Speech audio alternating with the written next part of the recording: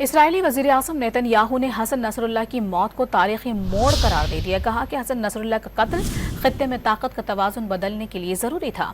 اسرائیلی وزیر اعظم Nitin Yahoo new York کا دورہ مکمل کر کے واپس اسرائیل پہنچے۔ قوم سے اپنے خطاب میں نیتن یاہو نے کہا کہ وہ رواں ہفتے اس نتیجے پر پہنچے تھے کہ حزب اللہ پر موجودہ حملے کافی نہیں۔ دعویٰ کیا کہ حسن نصراللہ ایران کے اشارے پر کام کرتے تھے۔ انہوں نے ایران کو خبردار کرتے ہوئے اسرائیل پر حملے کی صورت میں فیصلہ کن جواب دینے کی دھمکی دی۔ اسرائیلی وزیر اعظم نیتن یاہو نیو یارک کا دورہ مکمل کر کے واپس اسرائیل پہنچے۔ قوم سے اپنے خطاب میں نیتن یاہو نے کہا کہ وہ رواں ہفتے اس نتیجے پر پہنچے تھے کہ حزب اللہ پر موجودہ حملے کافی نہیں۔ دعویٰ کیا کہ حسن نصراللہ ایران کے اشارے پر کام کرتے تھے۔ انہوں نے ایران کو خبردار کرتے ہوئے اسرائیل پر حملے کی صورت میں فیصلہ کن جواب دینے کی دھمکی دی۔